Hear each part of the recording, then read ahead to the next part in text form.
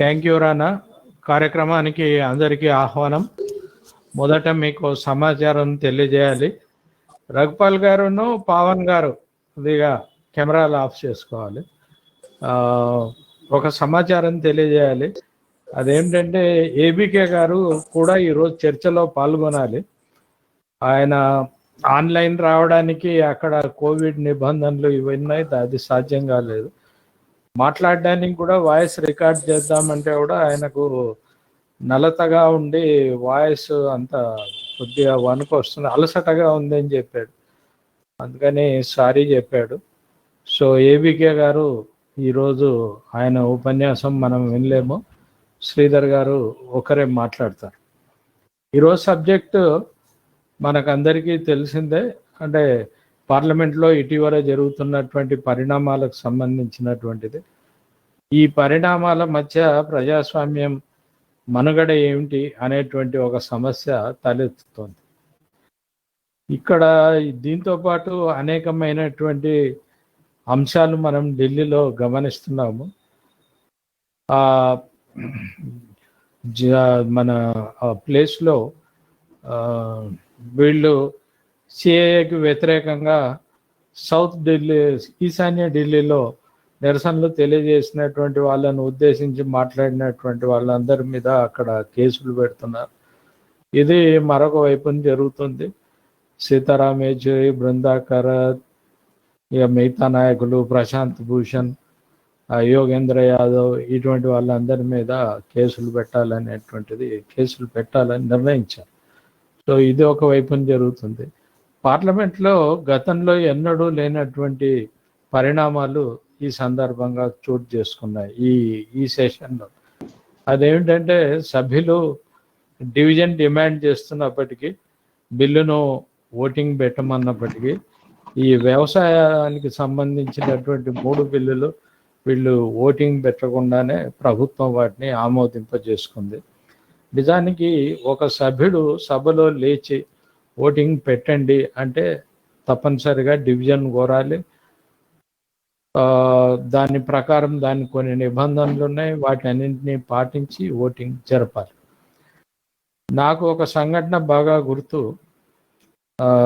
సుందరయ్య గారు ఆంధ్రప్రదేశ్ శాసనసభలో శాసనసభ్యుడిగా ఉన్నప్పుడు పంచాయతీరాజ్ బిల్లుని శ్రీనివాసరెడ్డి గారు, నల్లపరెడ్డి శ్రీనివాసరెడ్డి గారు ప్రవేశపెట్టారు. అందులో సుందరయ్య గారు ఒక సవరణ చేశారు.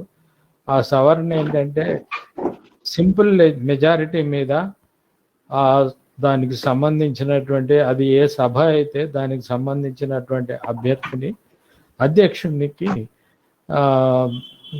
ఓడించవచ్చు. ఆ అధ్యక్షుడు సింగిల్ ఓట్ తక్కువ వచ్చినా కూడా అతను ఆ పదవి నుంచి తప్పుకోవాలి అనేటువంటిది సుందరయ్య గారు పెట్టినటువంటి సవరణ.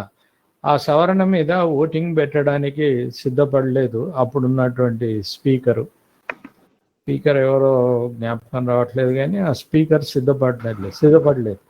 సుందరయ్య గారు ఫస్ట్ టైం ఆయన పోడియంలోకి వెళ్ళటమే కాదు, స్పీకర్ గారి మైక్ దగ్గరికి వెళ్ళి మైక్ పట్టుకున్నాడు. ఆయన మైక్ పట్టుకొని నథింగ్ డూయింగ్ పెట్టాలి. తెలుసు, అప్పటికి అర్థం అవుతున్నది సభలో ఓటింగ్ పెట్టినా కూడా అధికార పక్షం కే ఓటు ఎక్కువగా వస్తాయని అర్థం అవుతున్నది. అయినప్పటికీ కూడా ఆయన పట్టుబట్టాడు. స్పీకర్ ఓకే అని చెప్పేసి ఓటింగ్కి అంగీకరించేప్పుడు మినిస్టర్గా ఉన్నాడు, వాళ్ళంతా ఓకే అని చెప్పేసి ఓటింగ్కి అంగీకరించారు. ఇటువంటి చరిత్రలు మనకి మన సభల్లో ఇతర సభల్లో కనపడతాయి. కానీ మన పార్లమెంట్లో జరిగినటువంటి దాంట్లో సభ్యులు డిమాండ్ చేస్తున్నప్పటికీ సభాధ్యక్ష స్థానంలో ఉన్నటువంటి ఉపాధ్యక్షుడు హరివంశ్ ఆయన ఓటింగ్ తీసుకోకుండా మూజువాని ఓటుతో బిల్లుల్ని ఆమోదించాడు. అప్పటికే ఒక మంత్రి రాజీనామా చేశారు. తర్వాత ఆమోదించటమే కాకుండా ఒక 8 మందిని సస్పెండ్ చేశాడు. ఈ సస్పెండ్ చేయడంతో మొత్తం ప్రతిపక్షం అంతా కూడా సభను బహిష్కరించింది. అందులో కొద్ది పక్షాలు మాత్రమే వైసీపీ, టీడీపీ, ఇలాంటి పక్షాలు కొన్ని మాత్రమే ప్రభుత్వాన్ని సపోర్ట్ చేశాయి, ఎన్డీఏలోని లేనటువంటివి. మిగతా పక్షాలన్నీ అకాలీదళతో సహా ఎన్డీఏలో ఉన్న అకాలీదళ్ కూడా బయటకు వచ్చి దాన్ని ఆ బిల్లుల్ని వ్యతిరేకించింది. సో ఇది అంతకుముందు ఎప్పుడూ లేనటువంటి పద్ధతిలో పార్లమెంట్లో జరిగింది. ఎమర్జెన్సీలో కూడా ఇటువంటి సంఘటనలు జరగలేదు. ఈ విధంగా చట్ట సభ యొక్క హక్కుల్ని హరించడం అనేటువంటిది ఇంత మోతాదులో ఎప్పుడూ జరగలేదు. కనుక ఇది ఒక తీవ్రమైనటువంటి అంశం. దీని మీద చర్చ ఏర్పాటు చేయాలి అని చెప్పేసి అనుకున్నాం. అందుకని ఏబికే గారిని, శ్రీధర్ గారిని ఇద్దరిని కోరాము. ఏబికే గారు హెల్త్ బాగాలేక ఆయన రాలేకపోతున్నారు, శ్రీధర్ గారే మాట్లాడతారు. అయితే ప్రశ్నలు వేయదలుచుకున్నటువంటి వాళ్ళు బ్లూ బటన్లో పబ్లిక్ చాట్ మీద, అదేవిధంగా ఫేస్బుక్లో చూస్తున్నటువంటి వాళ్ళు కామెంట్ మీద తమ ప్రశ్నల్ని అడగవచ్చు. ముందుగానే ప్రశ్నల్ని మధ్యలో కూడా అడగండి, నమోదు చేయండి. అందులో ఆల్రెడీ సమాధానాలు వచ్చినటువంటి ప్రశ్నలు ఉంటే వాటిని టేకప్ చేయను. అటువంటి ప్రశ్నలు రాకపోతే వాటిని టేకప్ చేస్తాను. వాటికి శ్రీధర్ గారు సమాధానాలు చెప్తారు. సో మీ అభిప్రాయాలు కూడా ఏవైనా ఉంటే తెలియజేయండి. ప్రశ్నలే కాకుండా అభిప్రాయాలు కూడా తెలియజేయండి. ఇప్పుడు శ్రీధర్ గారు, ప్రొఫెసర్ మాడభూసి శ్రీధర్ గారిని ఈ అంశం మీద మాట్లాడాల్సిందిగా కోరుతున్నాను. మిత్రులందరికీ నమస్కారం. ఇది చాలా ప్రధానమైన అంశం మీద మనం మాట్లాడుకుంటున్నాము. ప్రజాస్వామ్య వ్యవస్థల్లో మూలస్తంభమైన శాసన వ్యవస్థ ఏ విధంగా వ్యవహరింపబడుతున్నది, ఏ అవస్థలో ఉంది, శాసన వ్యవస్థ యొక్క అవస్థ ఇవాళ మనం మాట్లాడుకుంటున్నాం. శాసనసభ అసలు సమావేశమయ్యే పరిస్థితిలో లేదు. శాసనసభ అంటే నా ఉద్దేశం లోక్సభ, రాజ్యసభ, మరి మిగతా అన్ని రాష్ట్రాల శాసనసభలని నా ఉద్దేశం. కోవిడ్ అనేది చాలా తీవ్రంగా ఎఫెక్ట్ చేసింది. దేని మన శాసనసభ పార్లమెంటరీ ప్రజాస్వామ్య వ్యవస్థని తీవ్రంగా ప్రభావితం చేసింది. మనకు దీనివల్ల ఏమైందంటే ఆర్డినెన్స్ రాజ్యం వచ్చింది. ఆర్డినెన్స్ రాజ్యం అంటే ఏంటి? సభ సమావేశంలో లేదు కనుక మనం ఆర్డినెన్స్లు జారీ చేసే అధికారం మనకు ఉంది. రాజ్యాంగం కల్పించింది ఎగ్జిక్యూటివ్ ప్రభుత్వానికి మన శాసన అధికారాన్ని ఇచ్చింది. ఎప్పుడు? ఎమర్జెన్సీలో. ఎమర్జెన్సీ అంటే ఏమిటి? మీరు అది శాసనసభ సమావేశపరచలేని పరిస్థితి. అంటే ఇంతకన్నా ఎమర్జెన్సీ ఏం కావాలి? మన ముందున్న ఎమర్జెన్సీ ఏమిటంటే ఇది కోవిడ్. వేల మంది, లక్షల మంది కోవిడ్ను బారిన పడుతున్నారు. దానికి పరిష్కారం ఏంటో తెలియదు, అంత గందరగోళంగా ఉంది. ఇక్కడ హాస్పిటల్స్ అన్ని కోవిడ్ హాస్పిటల్స్ గా మారిపోయినాయి. వేరే రోగాలకు చికిత్స చేసే అవకాశం లేదు. కోవిడ్ కూడా దారుణంగా ఉంది, దానికి చికిత్స కూడా దారుణంగా ఉంది, దాని పరిణామాలు కూడా దారుణంగా ఉన్నాయి.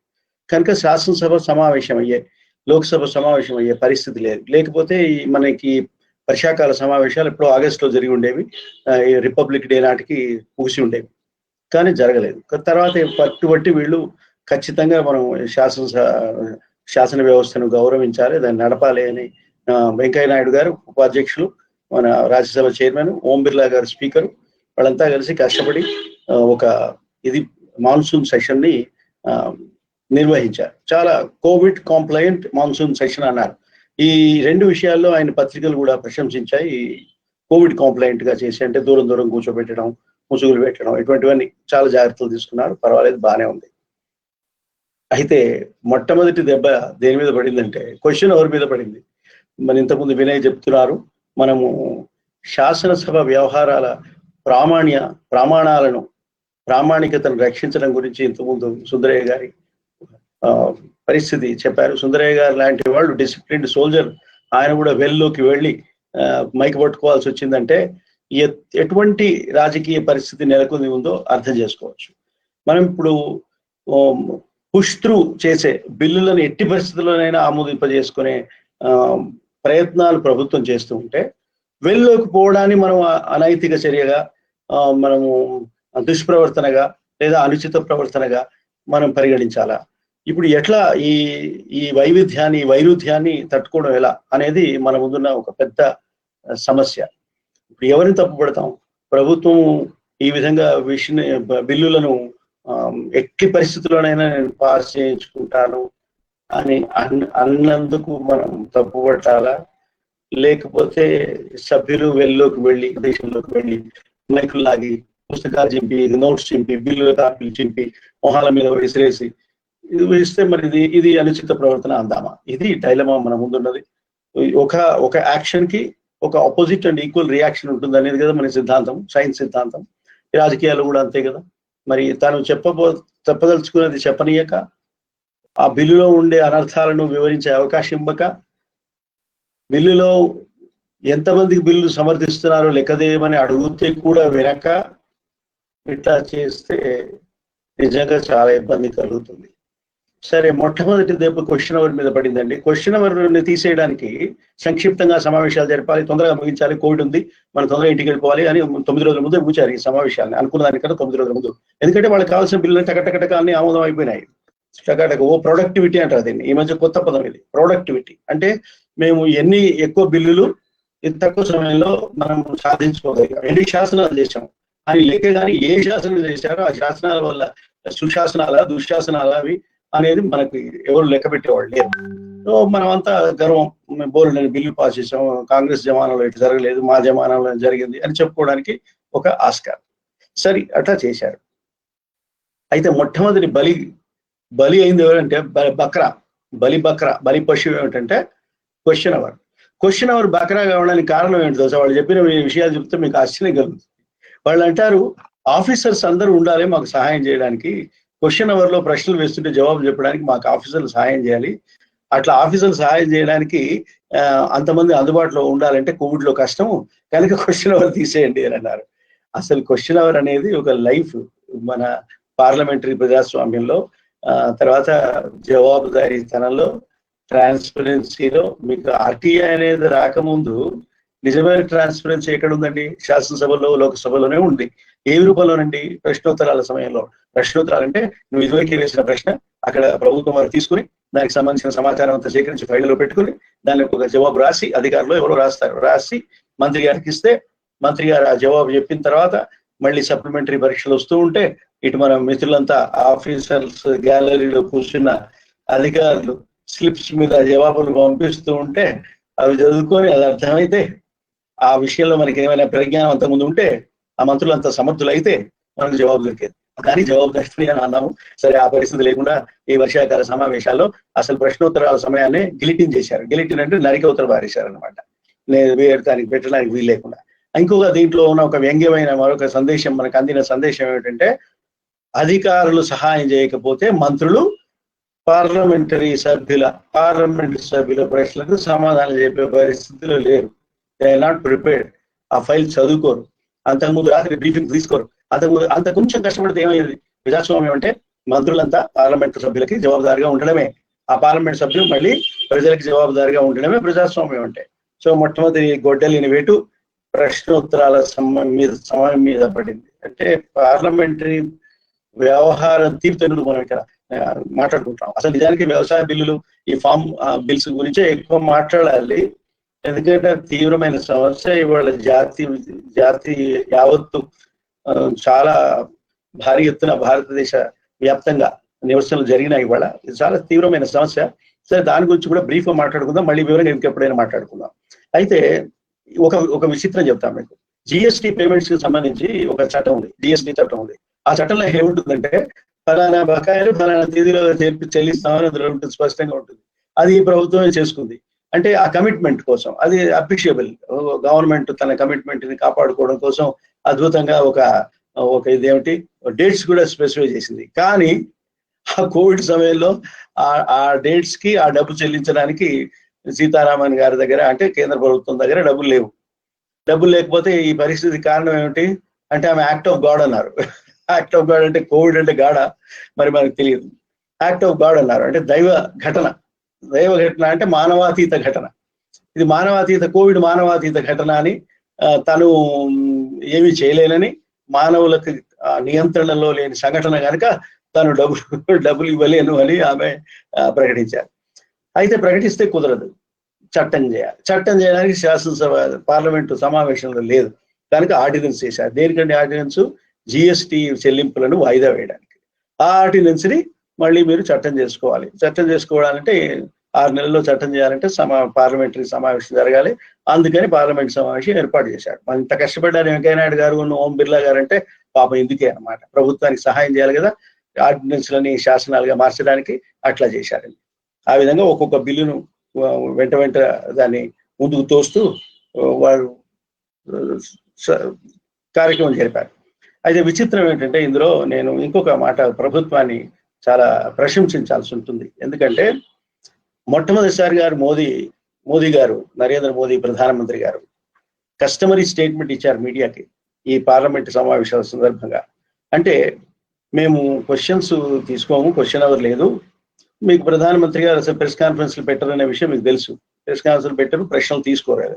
ఆయన మాత్రం మన్ కీ బాత్లో మాట్లాడుతుంటారు, వన్ వే ట్రాఫిక్ అనమాట, నేను చెప్తుంటాను మీరు వినాలి. ఆయన చెప్తుంటారు, సరే ఆయన కనీసం వారానికి ఒకసారి ఏదో ఒకటి చెప్తూ ఉంటారు మనకి. మిగతా అంతకుముందున్న ప్రైమ్ మినిస్టర్ కొందరు అసలు ఏం చెప్పేవాడు కాదు. ఆ రకంగా మనకి ఈయన ఒకటి చెప్తూ ఉంటారు మన ప్రశ్నలు తీసుకోకపోయినా. అయితే ఈసారి ఆయన ఒక స్టేట్మెంట్, కస్టమరీ స్టేట్మెంట్ మీడియాగా ఆయన ఇచ్చారు ఈ సమావేశాల సందర్భంగా. ఆశ్చర్యం ఏంటంటే ఆయన అన్నది, మనం రోబస్ట్ డిస్కషన్ చేయాలి, చాలా విస్తృతంగా చర్చలు జరపాలి, డైవర్స్ వ్యూస్ ఎక్స్ప్రెస్ కావాలి, అంటే విభిన్నమైన భావాలు వ్యక్తం కావాలి. అదే మన ఫ్లేవర్ ఆఫ్ డెమోక్రసీ, మన ప్రజాస్వామ్యపు లక్షణాలు. సుగంధ లక్షణాలు ఏమిటంటే, సుమధుర క్షణాలు ఏమిటంటే మన భారత ప్రజాస్వామ్యంలో మనమంతా వైవిధ్యమైన భావాలు ప్రకటించాలి, అందుకు ఆస్కారం ఉండాలి అన్నారు. వండర్ఫుల్ కదండి. అసలు ఇంత గొప్ప స్టేట్మెంట్ ఇచ్చినందుకు మనం నిజంగా అప్రిషియేట్ చేయాలి. మరి పార్లమెంట్లో జరిగింది ఏమిటండి? అసలు నువ్వు మాట్లాడడానికి వీల్లేదు, నువ్వు అరవడానికి వీల్లేదు అని ప్రతిపక్షాన్ని గొంతు నొక్కి మనం పూర్తిగా వెనకబెట్టేసి ప్రభుత్వం తన పని తాను చేసుకుంటూ వెళ్ళిపోయింది. సరే, వాళ్ళు ఎన్ని బిల్లులు, తక్కువ సమయంలో ఎక్కువ బిల్లులు అనే ఒక లక్ష్యాన్ని వారు అద్భుతంగా సాధించారు. చివరికి మహా ప్రమాదకరమైన, భయంకరమైన రైతు వ్యతిరేక ఫార్మ్ బిల్స్ రెండిటిని అంటే 3 ఆర్డినెన్స్ చేశారు. నేను ఇంకొక అసలు విషయం చెప్పాల్సింది ఏంటంటే, మనం టిక్ ఆఫ్ కోవిడ్లో, అంటే కోవిడ్ సమస్యలో మునిగిపోయి అసలు ఎవరెవరితో ఏం మాట్లాడుతున్నారో తెలియని పరిస్థితుల్లో మనం ఉండి, అసలు ఇంట్లోంచి బయటకు వస్తున్నామా, బయటకు వెళ్ళి ఏమైనా చేస్తున్నామో తెలియని కోవిడ్ భయంతో బతుకుతున్న రోజుల్లో జూన్ 5వ తేదీన వారు ఒక 3 ఆర్డినెన్స్లు జారీ చేశారండి. Most dangerous ordinance. అసలు వాటి గురించి మనం అప్పుడు మాట్లాడుకోవాలి, కానీ మనం తీరిక లేదు, ఓపిక లేదు, ఆలోచన లేదు, దీని మీద దృష్టి లేదు కనుక మనం దాన్ని పట్టించుకోలేదు, ఎవరు పట్టించుకోలేదు, నేను కూడా చూడలేదు. అవి 3 అద్భుతమైన ఫార్మర్స్ రిలేటెడ్ బిల్లులు. ఫార్మర్స్ బిల్లులు అని అనడానికి కూడా నాకు అభ్యంతరం అది. ఎందుకంటే అది ఫార్మర్స్ బిల్లు కాదు. ఫార్మర్స్ దగ్గర ప్రొడ్యూస్ ఎవరు పడితే వాళ్ళు కొనుక్కునే బిల్లు, ఎక్కడ పడితే అక్కడ అమ్ముకోవడానికి వారికి వీలయ్యే బిల్లు, ఇంటర్స్టేట్ ట్రేడ్ మీద ఉన్న ఆంక్షలు, నిబంధనలు అధిగమించే బిల్లు, స్వేచ్ఛా స్వాతంత్రాలు. ఆయన ఏమంటున్నారు, రైతు ఇప్పుడు ఈ మార్కెట్ సంఖ్యల నుంచి విముక్తి అయ్యి, ఏది అగ్రికల్చరల్ మార్కెట్ దాన్ని ఏమంటారు, అగ్రికల్చరల్ మార్కెట్ ప్రొడ్యూస్ కమిటీల సంఖ్యల నుంచి విముక్తి అయ్యి ఎక్కడైనా హాయిగా అమ్ముకోవచ్చు అనే ఒక అద్భుతమైన రోజీ పిక్చర్, మంచి బంగారు కొర లాంటి పరిస్థితిని మన ముందు ఉంచారు. అది అటువంటి బిల్లులు, అటువంటి ఆర్డినెన్స్లు జూన్ 5వ తేదీన జారీ అయినాయి. ఎన్ని నెలలు అంటే 4 నెలలు 3 నెలలు అయినాయి. మనం దాని గురించి మాట్లాడుకోలేదు, దాని పట్ల, దాని కాంటెంట్ పట్ల, దాంట్లో ఉన్న తీవ్రతను గురించి అర్థం చేసుకోలేదు, మాట్లాడుకోలేదు. నిజానికి ఆర్డినెన్స్నే వ్యతిరేకించాల్సిన అవసరం ఉండింది, ఆర్డినెన్స్ మనం ఎవరూ వ్యతిరేకించలేదు. ఇప్పుడు అది చట్టం కావాల్సిన పరిస్థితి 6 నెలలు దాటింది కనుక చట్టం కావాలి. ఆ చట్టం ఇదిగో ఈ విధంగా తోసేశారు. ఎట్లా తోశారు? ఇప్పుడు మన వినయ్ కుమార్ చెప్పినారు, ఆ విధంగా తోసేశారు. అంటే లోక్సభలో వాళ్ళు సరిగ్గా మేనేజ్ చేసుకున్నారు. లోక్సభలో చెప్పేదే ఉందండి, వారికి సంపూర్ణమైన మెజారిటీ ఉంది, ఒక్క బీజేపీకే సంపూర్ణమైన మెజారిటీ ఉంది, ఎన్డీఏకి విస్తృతమైన సమర్థన ఉంది. ప్రజలు మనం 2019లో మోదీ విధానాలను మెచ్చి అద్భుతంగా వారికి ఓట్లు ఇచ్చేసాం. మనం ఇచ్చేస్తే వారు 2019లో రెండో ఎన్డీఏ 2 అనే ప్రభుత్వాన్ని నడుపుతూ మనకి ఈ అద్భుతమైన శాసనాలను తీసుకొచ్చి పెట్టారు.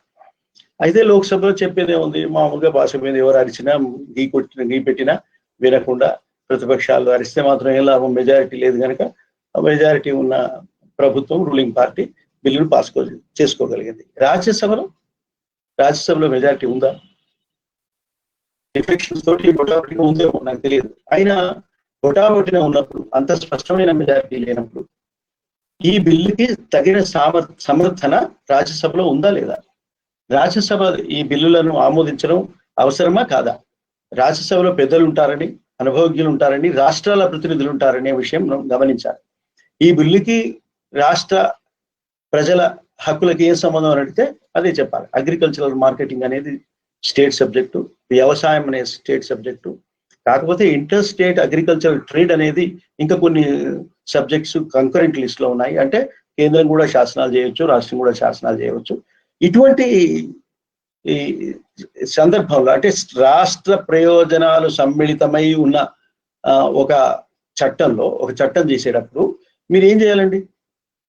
రాష్ట్రాల ప్రతినిధులున్న రాజ్యసభ యొక్క ఆమోదం కూడా పొందాలి కదా. అంటే ఈ బిల్లుకే అని కాదు, ఏ బిల్లుకైనా పొందాలి. కానీ ఈ బిల్లుకి మరీ ఇంకా ఎక్కువ ప్రాధాన్యత ఉంది కదా, రాష్ట్రాల విషయంలో ప్రాధాన్యత ఉంది కదా. అసలు మీరు కన్సల్ట్ చేశారా? ఎవరైనా అడిగారా ఈ బిల్లులు కావాలని? ప్రజాస్వామ్య ప్రక్రియలో ఈ బిల్లు యొక్క ప్రతిపాదన మొదలైందా? ఆర్డినెన్స్ జారీ చేసే ముందు మనం వ్యవసాయ ఉత్పత్తుల విక్రయ మార్కెట్ సంఖ్యల నుంచి రైతులను విముక్తి చేయాలని ఏదైనా రైతు సంఘం అడిగిందా? రైతులు మాకు ఎంఎస్పి అవసరం లేదు, మేము ఎవరికెడితే ఎక్కడ పోయినా మేము అమ్ముకోగలుగుతాం, మా ఎడ్ల బండి మీద మా 2 ఎకరాల పొలంలో పండిన బియ్యం బస్తాలు, వరి బస్తాలు వేసుకొని మేము ఎక్కడో బియ్యంగా వాటిని మార్చుకొని వాటిని మేము వెనక వేసుకొని లేదా ప్యాడీగానే మేము పోయి మధ్యప్రదేశ్లోనో లేకపోతే రాజస్థాన్లోనో అమ్ముకుంటాం, మా ఎడ్ల బండి మీద పోతాం మేము అని అన్నారా? మేము ఇక్కడే 10 కిలోమీటర్ల దూరంలో ఎందుకు అమ్మాలి, మేము ఎడ్ల బండి మీద ఎక్కడికైనా వెళ్తాం మేము అని అన్నారా రైతులు? పోనీ రైతు ప్రతినిధులు ఏమైనా అడిగారా? భారతీయ మజ్దూర్ కిసాన్ సంఘ్ వాళ్ళు ఏమైనా అడిగారా? లేదా మీ రైతు సంఘాలు ఏమైనా అడిగినాయా? కమ్యూనిస్ట్ రైతు సంఘాలు ఏమైనా అడిగినాయా? ఎవరు అడగలేదే. ఎవరు అడగనప్పుడు మీరు ఎందుకు తెచ్చారు? పోనీ మీరు తేవాలనుకున్నారు, ఇది ఎవరిని అడిగి తెచ్చారు? ఏ కార్పొరేట్ సెక్టర్ని మాత్రమే అడిగారా? ప్రజలను అడిగారా? స్టేక్ హోల్డర్లను అడిగారా? రైతు ప్రతినిధులను అడిగారా? వ్యవసాయ శాఖ మంత్రులను అడిగారా? రాష్ట్ర ప్రభుత్వాలకి ఈ బిల్లు పంపించారా? పంపించలేదు. ఆర్డినెన్స్ డ్రాఫ్ట్ పంపించలేదు. సడన్ గా ఒక ఆర్డినెన్స్ జారీ అయింది, మనం ఎవరం పట్టించుకోలేదు ప్రజలు. ఆ తర్వాత 4 నెలలకి ఇవాళ మనకి అది శాసనంగా కూడా మారింది. ఎట్లా మారింది? మనం ఆ కాంటెంట్ 16-13 పేజీల చిన్న బిల్లులే, అవి చదువుకొని దాని కాంటెంట్ అర్థం చేసుకొని అపోజ్ చేసేలోగా లోక్సభలో పాస్ అయిపోయింది. ఇప్పుడు రాజ్యసభకు వచ్చింది. రాజ్యసభలో వస్తే మనం ఏం చేస్తున్నాం? ఏం చేయగలిగినాం? ఇక్కడే డి ఒబ్రీన్ అని ఆయన తృణమూల్ కాంగ్రెస్ పార్లమెంట్ సభ్యుడు ఒబ్రీన్, ఆయన చాలా బాగా మాట్లాడతాడు. ఆయన ఇంకా తట్టుకోలేకపోయినాడు. ఆ బిల్లులను కాపీలు తీసుకొచ్చి వెళ్ళి స్పీకర్ గారు రాజ్యసభ ఉపాధ్యక్షుడు హరివంశ్తో వాదనకు దిగాడు. ఇందులో కాంగ్రెస్ సభ్యుడు ఒక ఆయన వచ్చాడు. ఆయన వచ్చి అక్కడ ఆఫీసర్స్ బల్లులు ఉంటాయి కదా, ఆ బల్ల మీద ఎక్కి డాన్స్ చేశాడు. ఆయన మరి డాన్స్ ఎందుకు చేశాడో మనకు అర్థం కాదు. డాన్స్ చేయడం వల్ల ఏమైనా దృష్టిని ధ్యానాకర్షణ ఏమైనా చేశాడా అది తెలియదు మనకి. ఆయన డాన్స్ చేయడము, ఈయన అరవడము, ఆ కాగితాలు చింపడము, మైక్ పట్టుకొని లాగడము, ఆ మైక్ ఇటు వేసితే వీడికి దెబ్బ తాకడం, వాడికి దెబ్బ తాకడం, ఇవన్నీ జరిగినాయి.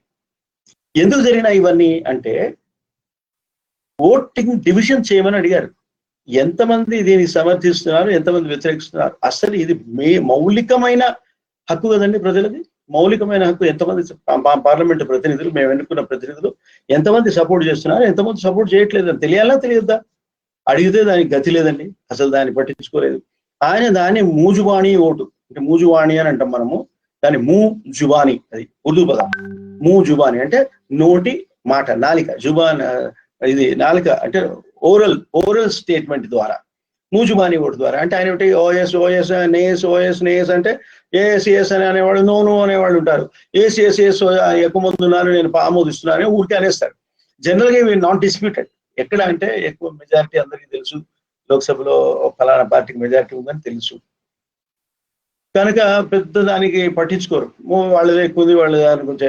కానీ ఎక్కడైతే సంక్లిష్టత ఉన్నదో, సందిగ్ధత ఉన్నదో, అనుమానం, సందేహం ఉన్నదో, ఎక్కడైతే ఎవరికి మెజారిటీ ఉందో అన్నదో తేలదో, ఎక్కడైతే లోక్సభలో కానీ రాజ్యసభలో కానీ సభ్యులు ఎక్కువ మంది పార్టిసిపేట్ చేయలేదు, సగం మంది అటు సగం మంది ఇటు ఉన్నారంటే, ఒక ఓటు అటు ఇటు అయితే బిల్లు ఓడిపోయే ప్రమాదం ఉంది కదా, అవకాశం ఉంది కదా.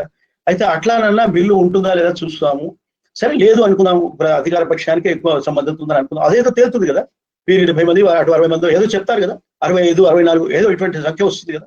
డివిజన్ అడిగాడు. డివిజన్ అడిగినప్పుడు it's right of the parliamentary member to ask for division, and when a parliamentary member asks for division, you cannot deny. Adi rule. Parliamentary ప్రజాస్వామ్య నియమాల్లో అదొకటి. రాజ్యాంగంలో ఇట్లా రాసి ఉండదు. కానీ మీరు డివిజన్, అత్యధిక సంఖ్యాకులైన ప్రజాప్రతినిధులు సమర్థించిన బిల్లు చట్టం అవుతుందని తెలుసు కదా, అందులో ఇంకా ప్రత్యేకంగా చెప్పేదే ఉందండి. అట్లా కాకుండా మీరు ఆయనకు తెలుసు ఎందుకు చేయలేదంటే అందరికీ తెలుసు. ఇది ఎందుకు చేయలేదండి, మూజుబాని ఓటుతో ఎందుకు చేశారండి? ఇది మూజుబాని ఓటుతో ఎందుకు చేశారంటే నెంబర్స్ లేవు కనుక. Very clear. అంటే ఏంటి, రాజ్యసభ ఆమోదించడానికి ఆస్కారం లేని ఒక బిల్లుని మీరు జనం మీద నెత్తిన రుద్దడానికి ప్రయత్నం చేస్తున్నారు. అంటే ఎంత తీవ్రమైన విషయం అండి ఇది. రాజ్యసభలో ప్రభుత్వానికి వ్యతిరేకం ఉంది కనుక మేము ఎట్లయినా బిల్లు పాస్ చేయించుకోవాలి కనుక మేము చేస్తాం, ఇది మా స్ట్రాటజీ, యుద్ధ నీతి, రణరంగ నీతి. మనం పత్రికలు వాళ్ళు రాస్తుంటాం. ఈ శాసనసభ వర్షాకాల సమావేశాలు మొదలైనాయి, యుద్ధ రీతులను రచిస్తున్నారు, రణతంత్రాలు, కుతంత్రాలు ఇవన్నీ రాస్తారు. ఏదో యుద్ధం తరహాగా దాన్ని ప్రొజెక్ట్ చేస్తారు, ఏదో ఫ్లవరీ లాంగ్వేజ్ కోసం పనికొస్తుంది. కానీ నిజంగా యుద్ధం అది. ప్రజలకు పనికొచ్చే చట్టాలు చేయాలంటే మీరు ప్రజల తరఫున ఆలోచించాలంటే, ప్రజలకు మేలు జరుగుతుందో లేదో పెద్దల గురించి ఆలోచనలు వినాల్సిన అక్కర్లేదా? మీరు ప్రజలను సంప్రదించరు, ఆర్డినెన్స్ తీసుకొస్తారు, ఆర్డినెన్స్ తీసుకొచ్చిన తర్వాత దీనికి చర్చించే సమయం లేదు. కోవిడ్తో అందరూ బాధపడుతున్నారు, దేశం ప్రపంచం అంతా. ఆ సమయంలో మీరు పార్లమెంటరీ సంక్షిప్త సమావేశాలు పెడతారు, వర్షాకాల సమావేశాలని. అందులో లోక్సభలో మీరు పుష్ చేసేస్తారు దాన్ని ఒక 2-3 రోజుల్లో. అది వచ్చి ఇక్కడ కూర్చుంటుంది, ఇక్కడ పాస్ కావడానికి వీల్లేని పరిస్థితి ఉంది, దాని మీద విమర్శలు వస్తున్నాయి, కాంటెంట్ సరిగా లేదు, దాన్ని మీరు ప్రజల ప్రయోజనాలకి రైతులకు అవసరమయ్యే రీతిలో దాన్ని మలచలేదు, రైతులకు వ్యతిరేకంగా ఉంది అని జనం అంటుంటే వినడానికి వీల్లేని ఒక నియంతృత్వం మనసులో పెట్టుకొని దాని ప్రకారం మీరు మెజారిటీ లేకపోయినా, మద్దతు లేకపోయినా మీరు మేము ముజుబాని ఓటుతో లాగిస్తామనంటే ఎట్లానండి? రెండోసారి ఎన్నికైనందుకు హరివంశ్ గారు ఇట్లా చేయడం న్యాయమేనా అని పార్లమెంట్ సభ్యులకు కోపం వచ్చింది. సహజం ఆ కోపం. అది నేను ఒక ఇంగ్లీష్లో ఒక మాట అన్నాను, ఇది మీ స్టడీ చేస్తూ ఈ ఉపన్యాసం చెప్పడానికి. Ordinance during pandemic and bills in pandemonium. అంటే కోవిడ్ పాండమిక్ లో, అంటే వ్యాధి ప్రబలిన, మహమ్మారి ప్రబలిన సమయంలో ఆర్డినెన్స్లు తెచ్చి పార్లమెంట్ పాండమోనియంలో గందరగోళంలో బిల్లులు పాస్ చేయించుకునే రాజ్యంగా మారిపోయింది. పార్లమెంటరీ డెమోక్రసీ ఒక హాస్యాస్పదమైన పరిస్థితికి దిగజారి దారుణంగా తయారైంది. 3 బిల్లులో 2 పెట్టారనుకుంటా. అసలు 7 బిల్స్ పెట్టారంట. 4 గంటల్లో 7 బిల్స్ పాస్ చేశారు. ఎట్లా పాస్ చేశారండి? అపోజిషన్ లేదు. అపోజిషన్ ఎందుకు లేదండి? బాయ్కాట్ చేశారు. బాయ్కాట్ ఎందుకు చేశారండి? చేప ఎందుకు ఎండలేదు అన్నట్టుకున్నది కథ. ఎందుకండి ఒక 4 గంటల్లో అద్భుతంగా 7 బిల్లు ఎట్లా పాస్ అయ్యాయి అని మొదటి చేప. రెండో దానికి ప్రశ్న జవాబు ఏంటంటే అపోజిషన్ బాయ్కాట్ చేసింది. బాయ్కాట్ ఎందుకు చేసింది అని అంటే వీళ్ళు ముజుబాని ఓటు వద్దు, మేము డివిజన్ అడిగితే ఇవ్వలేదండి. అది ఎందుకు ఇవ్వలేదండి అంటే అది రైతు వ్యతిరేక చట్టం ఒకటి చేసుకోవాలండి, బిల్లు పాస్ చేయాలి, దానికి మరి ఎక్కువ వ్యతిరేకత ఉంది రాజ్యసభలో అని చెప్తూ ఉంటే ఇది ఎక్కడి ప్రజాస్వామ్యం, ఇది ఎక్కడి ఆందోళనకరమైన పరిస్థితి అనేది మనకి అర్థం కాని పరిస్థితి వచ్చిందనమాట. ఏ విధంగా బిల్స్ చేశారంటే ఒక వివరణ ఇస్తాను మీకు, విచిత్రంగా ఉంటుంది ఆ సీక్వెన్స్ చూస్తే. ముందుగా ఒక చిన్న అడ్జస్ట్మెంట్ చేశారండి హరివంశ్ నారాయణ సింగ్ గారు. బిల్స్ ని మేము ముజుబాని ఓటింగ్లో పెడతా ఉన్నారండి. అంటే వాళ్ళు కాదు ఇది మీరు ఒక స్టాండర్డ్ ఒకటి ఏదైనా ఉండాలండి, మనకి ప్రమాణాలు కొన్ని ఉండాలి అని మన సభ్యులు చెప్పారు, పెద్ద సభ్యులు. ఆయన అవన్నీ పట్టించుకోలేదు. ముజుబాని అంటే ఏంటండి, ఆ బిల్లు ముందర పెట్టుకొని ఆయన వర్బల్ ఏఎస్ నోస్ అంటుంటాడు. ఒక rough measure of indicator, louder అంటే ఏ గొంతులు ఎక్కువ వినిపించాయో అని ఆయన అనుకుంటాడో ఆ గొంతులు ఎస్లు ఎక్కువగా ఉన్నాయని ఆయన పెర్సెప్షన్ మీద ఆధారపడి ఒక ఆర్బిట్రరీ డెసిషన్. అంటే ఏకపక్షంగా ఒక వ్యక్తి తన ఇష్ట ప్రకారం చేసే నిర్ణయం ఇది, ఓటింగ్ కాదు. అంటే ఎస్లు ఎన్ని ఉన్నాయి, ఎస్లు ఎక్కువ ఉన్నాయా, నోలు ఎక్కువ ఉన్నాయా ఎవరు చెప్పాలండి?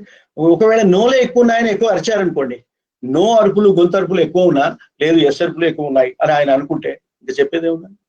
అంటే దీనికి ఒక రికార్డ్ లేదు, ఒక ఆధారం లేదు, ఒక ట్రాన్స్పరెన్సీ లేదు, ఏమీ లేదు. మీరంతా చేశారు. అప్పుడు వీళ్ళు ఏం చేశారట అంటే ఇంకొక విచిత్రమైన సంగతి మీరు తెలియాల్సింది, ఇదే సమయంలో ఈ రాజ్యసభ టీవీని కూడా ఆపేశారట. రాజ్యసభ టీవీ అని ఒక టీవీ ఉంది, ప్రభుత్వం వారి టీవీ. వారు దాన్ని లైవ్ టెలికాస్ట్ చేస్తూ ఉంటారు.